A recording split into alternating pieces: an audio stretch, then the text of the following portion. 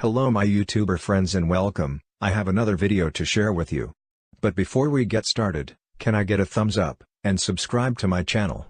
Thank you and I hope you enjoy the video.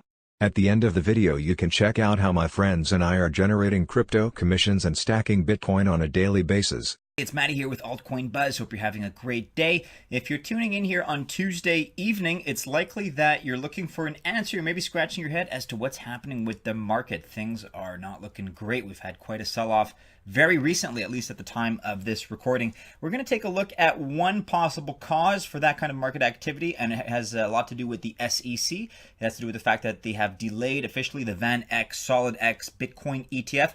We'll take a look at that. We'll take a look at some updates with Coinbase. Today is the day. They said they would have something to announce after all with ETC, Ethereum Classic. We'll look at all of those things, but we're beginning as always on altcoinbuzz.io with this article today by Chris. Blockchain to allow $27 billion annually in savings for banks by 2030. Great little report that I think we needed in light of the unfortunate market circumstances today, but a nice positive piece, a nice study that came out and has all kinds of cost savings benefits in the banking industry for those banks that choose to support and use blockchain. So what is this all about? According to Juniper Research, their research has shown that by the year 2030, banks across the world will realize $27 billion annually in payment processing, payment reconciliation, treasury operations, and compliance. So according to the research in the report, The Future of Blockchain, Key Vertical Opportunities and Deployment Strategies 2018 to 2030, by the year 2030, blockchain technology will be saving banks about $27 billion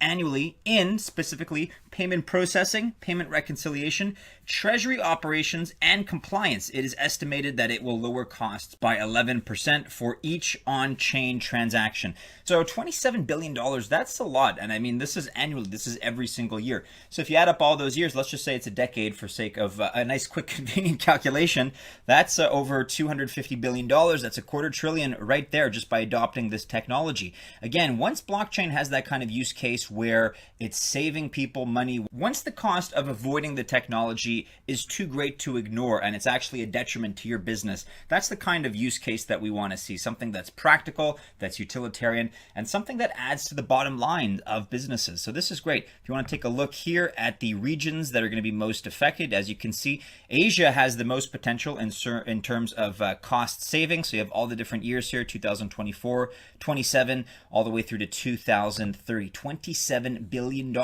annually, quite a bit.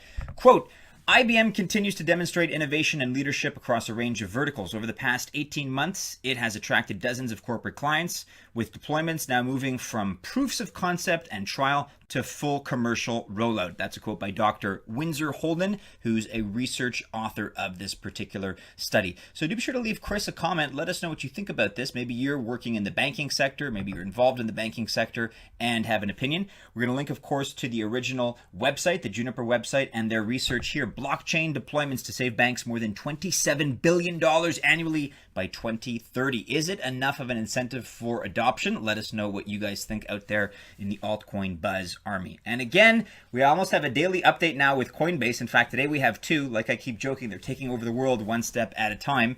New announcement from Coinbase. We're announcing instant trading and significantly higher default limits for Coinbase accounts. Starting today, August 7th, we are rolling out the ability to trade cryptocurrency immediately after a purchase. No more waiting 5 days for funds to settle. So depending on where you are in the world, that's typically the waiting period. And if you click on the link here, you can be brought to the Coinbase blog, so blog.coinbase.com. Buy and sell immediately and higher daily limits. Higher daily limits big time. Increasing daily limits to $25,000 and enabling immediate trading. So if you want to read more about this particular update with Coinbase, I mean, that's the gist of it, right? Is the cap and the elimination of the waiting period. But if you want to read more about that, do check out the Coinbase blog.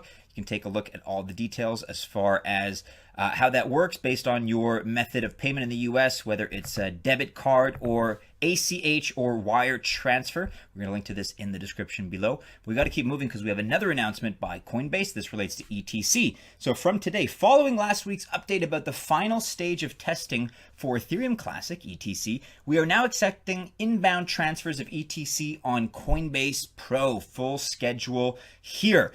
If you're interested in this, you can check it out. But looking at the price of ETC, unfortunately, it seems to be following just about every other price right now. Whether it's a coin or token, we're in a red sea today. Unfortunately, things are down single and even double digits in some cases.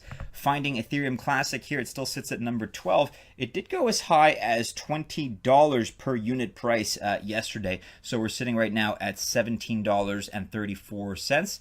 Still up pretty substantially from earlier in the week. So if you did manage to invest, basically looking to make some profits off of the Coinbase announcement, then I'm sure he did pretty well in the end, but now it looks like there's a bit of a sell-off, or at the very least, it's following the rest of the market movement, which unfortunately is downward. As you can see, you have quite a few projects, almost without exception, that are down today. So in times like this, we always ask the question, why? And it's the sort of thing that is perhaps easier to piece together in hindsight. And even then, you never have a full story. But we do believe at Altcoin Buzz that this had a part to play in it. So big news from today, actually very recent and breaking at the time of this recording. SEC delays VanEck SolidX Bitcoin ETF decision to September. This may be one contributing cause to the sell-off we're seeing right now. But then again, at the same time, this was always the understanding, right? So we did hear that the August 10th date was going to be the time at which SEC announced whether or not the ETF would be confirmed. But we always knew that it was always even in the disclaimer that it's either then or it's going to be in September, one or the other. And we even got some subtle suggestions that it was going to be in September. So I'm surprised. I don't know, we're still piecing this together, but I'd be surprised if this solely were the cause of this negative market movement. But nonetheless, here's the update.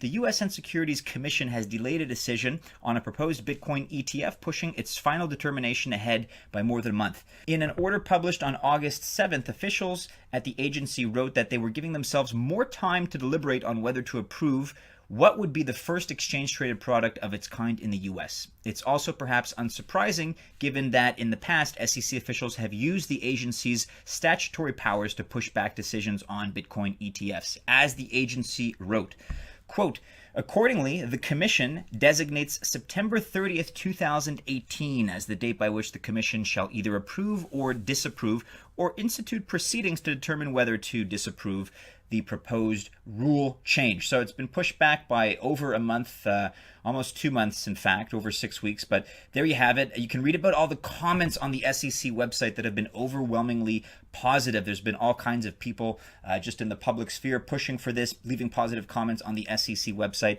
It doesn't seem like they've had enough time, though, or perhaps they're just delaying it strategically for whatever reason. Check this out. Last comment here. As of press time, the price of Bitcoin has not reacted, trading at around $7,060 per coin, according to the CoinDesk Bitcoin Price Index. So that's at the time of press. But my suspicion is that once this news broke and circulated, that's what caused a drop, because we're down. Total market cap is down about 10 billion, or just a little bit more than that, maybe 11, 12 billion dollars right now. We're not sitting at 7,000. We're sitting at about 6,750. So it's unfortunate that we tie so much value into this ETF decision. I mean, even if this were to get rejected entirely, I don't think that's necessarily a reason to have a big sell-off. I don't think it really affects the underlying value of Bitcoin. However, that's just my opinion. Thank you for watching. If you would like to see how we are stacking Bitcoin even in a bear market, generating crypto commissions, and using signals, seize the day. Click on the link in the description area below.